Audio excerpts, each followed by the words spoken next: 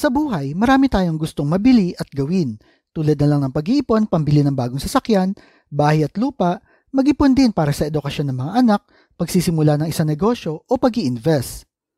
Ngunit lahat ng ito ay nagsisimula sa first step na dapat mong gawin. Ito ay ang pagsisimula mag-ipon ng pera. I know, sasabihin niyo sa akin, akala ko ba tuturuan niyo kami mag-invest para yumaman, kaya nga investin na pang pangalan ng channel mo. Tapos tuturuan mo lang pala kami mag-ipon. Yes, ipon, kasi ito ang unang step na dapat mong gawin.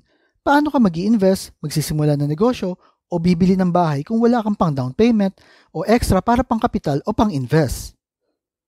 Kaya sa video na ito, ituturo ko sa iyo ang mga diskarte kung paano makakaipon na mabilis. Ngunit di ibig sabihin nito na isang linggo lang ay magkakaroon ka na ng ipon. Magiging mahirap ito pero magiging worth it. Kaya simulan na natin. Una, magkaroon ka ng saving goal. Bago ka mag-umpisa, mahalagang malaman mo kung para saan mo gagamitin ang ipon mo. Ito ba ay para sa emergency fund, investment, pangarap na bakasyon o retirement fund? Ang malinaw na layunin ay magbibigay sa iyo ng motivation na mag-ipon. Ang pagkakaroon din ng saving goal ay napakahalaga upang makaipon ng pera dahil ito ay nagbibigay sa iyo ng layunin at direction sa iyong financial journey. Sa pamamagitan ng pagkakaroon ng konkretong target, ay mas matututukan mo ang pag-iipon at mas magiging committed ka sa pagtupad ng iyong mga plano. Halimbawa na lang kung ang iyong saving goal ay magkaroon ng emergency fund na nagkakahalaga ng 3 buwang sweldo, dahil ito ay magbibigay sa iyo ng peace of mind sa oras na hindi mo inaasahang pangyayari tulad na lang ng pagkawala ng trabaho o medical emergency. Mas nagiging madali mong malaman kung para saan mo ilalaan ang pera mo, kung paano mo i-manage ang iyong mga gastusin, at kung paano mo i-prioritize ang iyong mga financial decisions. Ito ay isang mahalagang hakbang para mapanatili ang iyong financial stability at makamit ang mga pangarap na makaipon ng pera. Ang pangalawa, dapat alam mo ang personal budget mo. Mahalaga na alam mo ang iyong personal budget upang makapag-ipon ka ng pera dahil ito ang nagbibigay daan sa iyo na magkaroon ng kontrol sa iyong mga gastusin at maiwasan ng overspending. Kapag alam mo ang iyong personal budget, maaari ka maglaan ng portion ng iyong kita para sa pag-iipon ng pera at pagpapabuti ng iyong financial future. Malalaman mo rin kung gaano kalaki ang pwede mong ilaan para sa pangunahing pangangailangan mo tulad ng pagbayad ng mga utang, renta at pagkain na nagbibigay sa iyo ng malinaw na perspective sa iyong financial health. Kapag alam mo ang iyong personal budget, makakatulong ito sa iyo na makapagdesisyon ng tama sa mga pagkakataong kailangan mong mamuhay na mas simple at maglaan ng pera para sa mga pangarap mo. Ito ang pundasyon para sa isang maayos at masaganang financial future. Ang pangatlo, gamitin ang 50-30-20 budget rule. Ang 50-30-20 budget rule ay isang simpleng guideline na maaari mong gamitin para sa pagbabudget ng iyong buwanang kita. Ayon dito, ang 50% ng iyong kita ay dapat ilaan mo sa mga pangunahing pangangailangan, tulad ng pambayad ng renta ng bahay, kuryente, tubig, pagkain at transportasyon. Ito ang bahagi ng iyong budget na nagbibigay ng financial security sa pang-araw-araw na buhay. Ang 30% naman ay ilalaan mo para sa iyong mga personal na gastos tulad na lang ng bagong damit, entertainment at mga bagay na hindi naman priority pero kinakailangan mo para ma-enjoy ang buhay.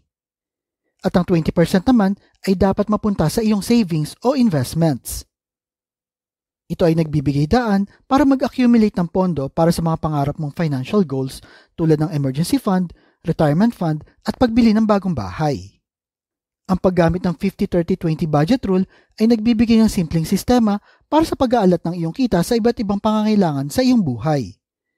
Ito ay nakakatulong sa iyo para ma-maintain mo ang iyong financial discipline at magkaroon ng malinaw na direksyon para sa iyong pera. Advisable ang 50-30-20 budget rule kasi mas madali mong masusundan ang iyong spending habits at ma-manage ang iyong pera effectively. Ang pang-apat, bawasan ng unnecessary expenses. Mahalaga na bawasan mo ang mga gastusin na hindi kinakailangan dahil ito ay nagiging hadlang sa iyong financial stability at nakakasira sa iyong mga long-term goals. Isang halimbawa dito ay ang madalas mong pagkain sa labas kahit meron namang natitirang pagkain na pwedeng lutuin sa bahay.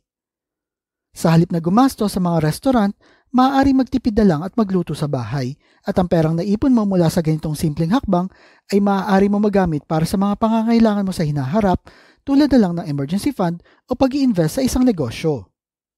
Kapag tayo naging disiplinado sa pagkontrol ng ating mga expenses, mas makakamtan natin ang financial freedom at mas maiiwasan natin ang mga financial problem sa hinaharap. Ang panglima, automate your savings. Isang magandang technique ay i-automate ang iyong savings upang maging consistent sa pag-iipon at makamit ang iyong mga financial goals. Sa pamamagitan ng pag-automate, maaari mong regular na ilagay ang bahagi ng iyong kita sa iyong savings account o investments. Halimbawa na lang, maaari kang mag-setup ng automatic transfer mula sa iyong payroll account patungo sa isang high-yield savings account o sa isang mutual fund account. Sa ganitong paraan, hindi mo malilimutan na mag-ipon at mas mapapabilis mo makamtan ang iyong mga financial goals. Bukod pa dito, ang pag-automate ng iyong savings ay isang effective na paraan upang maiwasan ang paggastos sa mga bagay na hindi naman kinakailangan o yung mga natukso ka lang na bilhin. May mga tempting opportunities kasi na gumastos ng pera tulad na lang ng mga biglaang sale, piyesta o impulse buying. Kaya sa pamamagitan ng pag-automate, mas mapapanatili mo ang iyong financial focus. Ang pang-anim, magkaroon ng multiple income streams. Sa dinami-dami ng paraan para makaipon ng mabilis, isang bagay lang talaga ang effective. Ito ay dagdagan ng iyong kita. Isipin mo, paano ka makakaipon kung sakto lang ang kinikita mo? Anong gastos pa ang dapat mong ibawas kung pambili ng bigas ay wala ka?